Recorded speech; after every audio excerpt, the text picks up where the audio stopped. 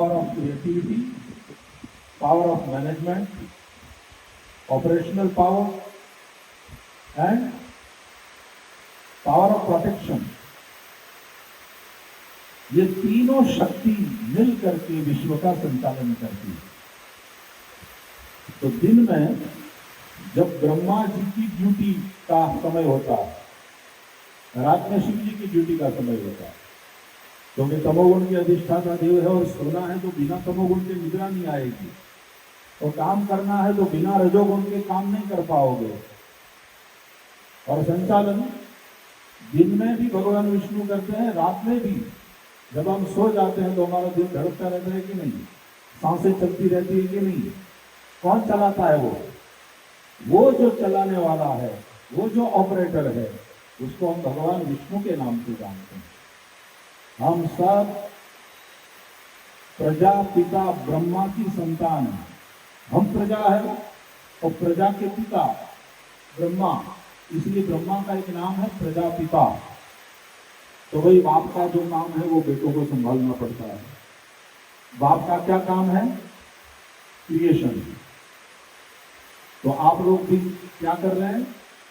उसी क्रिएटिविटी में लगे हुए हैं दिवस के दरमियान। कोई भी अपने अपने क्षेत्र में काम करने वाला व्यक्ति हो, इवन रास्ते पे सफाई काम करने वाला सफाई कर्मचारी ही क्यों ना हो, वो भी देश का निर्माण कर रहा है। सरकारी अफसर हो तो वो भी देश का निर्माण कर रहे हैं। घर की एक गृहिणी हो तो वो भी घर का संचालन और घर बना रहे, ये देख रही है। सुबह उठते ही हम सब लोग कर्म में लग जाते हैं। कर्म में लगना रजोगुण से ही संभव है। तो ये वाला उद्योग आपने ध्यान दिया, उद्योग शब्द में भी योग शब्द छुपा हुआ है।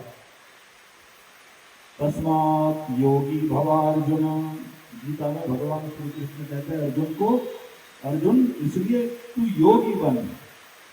ये योगी बनने का तात्पर्य सुबह में जो आप करते होंगे तो आधा घंटा 1 घंटा योगासन करते हैं, प्राणायाम करते हैं, वही योग नहीं है। या तो बड़े बड़े ऋषि मुनि जो हिमालय में जा करके तप करते हैं, वही योग नहीं है। प्रत्येक व्यक्ति को योगी बनना, यानी आप जो कर्म कर रहे हो वो योगी बन करके करो। योगी बन करके कर्म करने का मतलब है पूरे कमिटमेंट के साथ कर्म करना। योग शब्द युंज धातु से बना है संस्कृत में। इसका अर्थ है कनेक्ट होना, जुड़ना। जो जुड़ गया जो जोगी, युक्त हो गया योगी। यदि हम अपने काम के साथ पूरे जुड़े नहीं हैं, पूरा दिल हमारा उसमें नहीं है, तो वो एक्सपर्टीज नहीं आएगी अपने काम में। और काम में एक्सपर्टीज नहीं आएगी, वो कुशलता नहीं आएगी, तब तक हम योगी नहीं हैं। योग कर्मसु कौशलम, ऐसा गीता में भगवान ने कहा है। सिद्ध सिद्ध्यो हो समो भूत्वा योग कर्मसु कौशलम। तो कर्म में कुशलता, ये भी योग है। और ये कुशलता दो बातों के चलते आती है। कमिटमेंट, हम जो काम करते हैं उसके प्रति पूरा कमिटमेंट, और उस कमिटमेंट के चलते 100% अपना देना।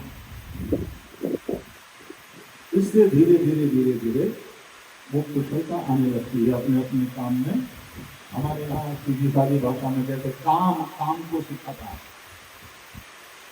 काम करते धीरे धीरे कुशलता आने लगती है। अच्छा, हम पहली जब कथा करे थे तब जो थे उससे आज बहुत कुछ, क्यों इतने सालों की कथा की यात्रा हो गई। पहले नया कोई बोलता है तो स्टेज फियर भी रहता है, लेकिन फिर धीरे धीरे आत्मविश्वास आने लगता है। तो धीरे धीरे वो कुशलता कर्म में आने लगती है। और जब वो आती है और आप अपने कर्म को जब एंजॉय करने लगते हो, पगार हमको मिलती है, पगार चाहिए, बिना पैसे के पेट नहीं भरता, बिना पैसे के परिवार नहीं चलता, लेकिन मॉनेटरी टर्म में हम जो भी प्राप्त करते हैं वो सेकेंडरी थिंग है, वो बाद में। पहली बात क्या है बोले हमको अपने कर्म का जो संतोष मिलता है, जिसको तुम जॉब सेटिस्फेक्शन कहते हो, वो बिना इस कमिटमेंट के, बिना योग की भावना से काम किए वो नहीं मिलता।